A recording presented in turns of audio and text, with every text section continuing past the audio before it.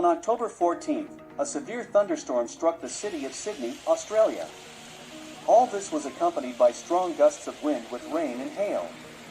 The dimensions of these ice stones were up to 5 centimeters.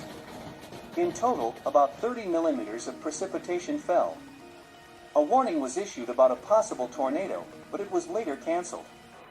The storms caused chaos on the roads and left some parts of the city without electricity.